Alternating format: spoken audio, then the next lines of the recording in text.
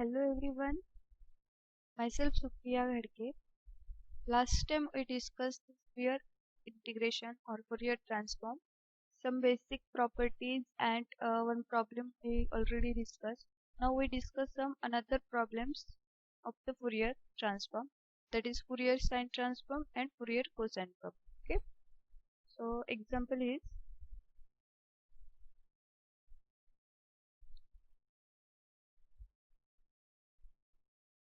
find the Fourier cosine integral represented for the function f of x equal to x square for 0 less than x less than a and 0 for x strictly greater than a. So here already given that we have to use the Fourier cosine integral. So we have to use the Fourier cosine transform formula for that. So Fourier cosine transform is given by the formula capital Fc of lambda is equal to integration 0 to infinity f of u cos lambda u du. That is the result, that is Fourier transform. And here just we have to put the value of f of u. So value of f of u is x square for the integral 0 to a and 0 for x greater than a, that is a to infinity. So here we have to split that integral as 0 to a and a to infinity. So for the 0 to a we have f of u is x square. So here we have to replace that x by u, so we get f of u as u square cos lambda u du as it is, plus integration a to infinity f of u. Value of f of u for a to infinity is 0, so I can directly put here 0. I can don't write the term because whole term becomes 0 here. Okay, so now here we have to apply the integration by part. So integration of u square cos lambda u du is given by the integration by part, that u square is nothing but u and cos lambda u is nothing but v. So here we have to use integration by part. Integration by part is, I can recall the formula, integration of u into v is equal to u integration of v minus integration of derivative of u integration of v, that is the formula of the integration by part. So here we have to use that formula. So first u square as it is, that is term of u square in bracket integration of cos lambda u. So integration of cos lambda is nothing but sin lambda u and derivative of lambda u is lambda, so divide by lambda. So sin lambda u upon lambda minus integration of derivative of u. Here u is nothing but u square, so derivative of u square is nothing but 2u, and again integration of cos of lambda u. Integration of cos of lambda u is nothing but cos lambda u upon lambda, sorry, sin lambda u upon lambda, but again u into cos lambda u upon lambda is there, so again we have to use here integration by part. So we have to use u as a u and v as a cos lambda u. So here, sorry, sin lambda u. So here again u as it is, integration of sin is nothing but cos lambda u minus cos lambda u upon lambda, and already we have one lambda term here, so lambda into lambda is lambda square, and plus that 2 as it is here 2. Integration of derivative of u. Derivative of u is nothing but 1, and again integration of cos lambda u, sorry, sin lambda u is cos, and again derivative integration of cos is nothing but sin, so that becomes sin lambda u upon lambda cube.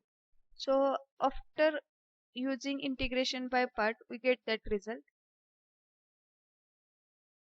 and now we have to put the upper and lower limit here.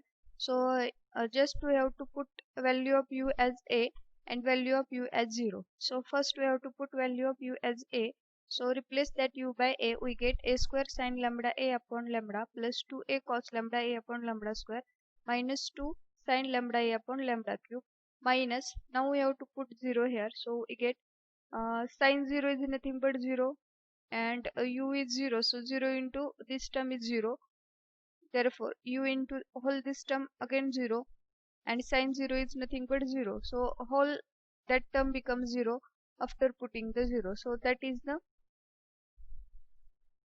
is the final answer, that is capital Fc of lambda. Now here we have to find the integral representation. So here small f of x is nothing but small f of x equal to 2 upon pi integration 0 to infinity capital Epsilon of lambda cos lambda x d lambda. So that is equal to 2 by pi as it is 0 to infinity. Here just we have to put capital Epsilon of lambda here. So capital Epsilon of lambda is a square sin lambda a upon lambda plus 2a cos lambda a upon lambda square minus 2 sin lambda a upon lambda cube, and that cos lambda x as it is into d lambda. So that is our required Fourier cosine integral. Okay, so that is the one example. Now next example is find the Fourier sine transform of 1 upon x. Here we have to use the Fourier sine transform.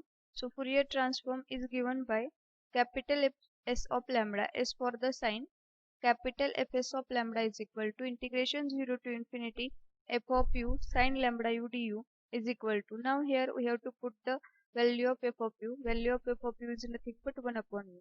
So integration 0 to infinity 1 upon u sin lambda u du. So now here we have to put lambda u as a t. So du is equal to dt by lambda. Here we have to put lambda u as a t. So that du is equal to dt upon lambda.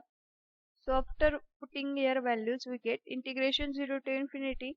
So value of u is t upon lambda. Then value of 1 upon u is nothing but lambda upon t into sin t, because lambda u is nothing but t, and du is nothing but dt by lambda. Here just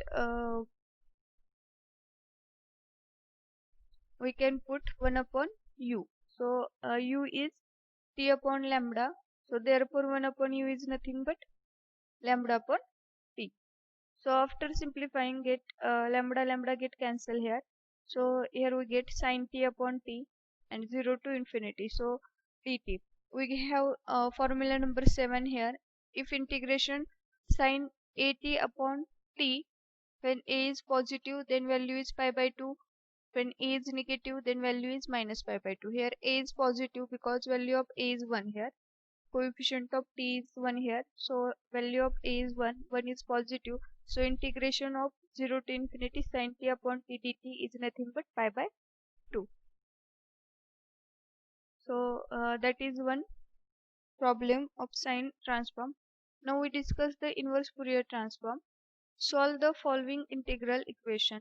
Integration 0 to infinity f of x sin lambda x dx is equal to 1 minus lambda for 0 less equal to lambda less equal to 1 and 0 for lambda greater equal to 1. So here that formula is nothing but capital Fs of lambda. Okay, so capital Fs is nothing but sine transform or a Fourier sine transform. Since the term sin lambda x present in the integral, using the Fourier sine transform of f of x is given by capital Fs of lambda is equal to 0 to infinity f of x sin lambda x dx. So that is nothing but, that integration is nothing but capital Fs of lambda, and value is given here. Value is 1 minus lambda for 0 less equal to lambda less equal to 1 and 0 for lambda greater equal to 1. To find f of x, we obtain inverse Fourier sine transform. Thus, small f of x is equal to 2 upon pi 0 to infinity capital Fs of lambda sin lambda x d lambda. Now we have the value of capital Fs of lambda here. We have that value. So now we have to put that value. But for that value, capital Fs of lambda, the interval is split. So that interval 0 to infinity is splitting in the interval 0 to 1 and 1 to infinity. Now here we have to just put that interval. So 2 by pi as it is, first interval is 0 to 1, and for the 0 to 1 interval, capital Fs of lambda is given by 1 minus lambda into sin lambda x d lambda plus again 2 by pi as it is, interval is 1 to infinity, and value of capital Fs of lambda is 0. So whole term becomes 0. So I can't write that term here. So now just we have to apply here integration by part. So by using integration by part we get that term. So that 2 by pi as it is. So after applying the term we get 1 minus lambda minus cos lambda x upon x, because the integration of sin lambda x with respect to d lambda is cos lambda x upon x, because we take integration with respect to lambda here. So that constant is x is constant term, minus integration of derivative of minus lambda is minus 1. Again integration of sin lambda is cos lambda, and again integration is minus cos lambda. So that term becomes minus sin lambda x upon x square, and the limit is 0 to 1. That is nothing but integration by part. If you use the integration by part we get that standard result. So after putting the upper and lower limit we get that 2 by pi as it is. Here if I put lambda equal to 1, so 1 minus 1 becomes 0, so that whole term becomes 0. Again here we have to put value 1, so that minus minus becomes plus, and that minus as it is. So sin x upon x square, because we have to put lambda 1, so that term becomes sin x upon x square. Again we have to put the lower limit, so 1 minus 0 is 1, cos 0 is nothing but 1, so here 1 upon x, and we have to put lower limit, so we have to apply minus sign here. So here minus sign is now that minus, and lower limits minus sign, that minus minus becomes plus, and that becomes 1 upon x. Again cos 0 is nothing but 0, so whole that term becomes 0. So our final answer is like that, 2 by pi minus sin x upon x square plus 1 upon x. So that are some problems on the Fourier transform. So if you don't subscribe the channel, please subscribe the channel to view more videos. Thank you for watching that video.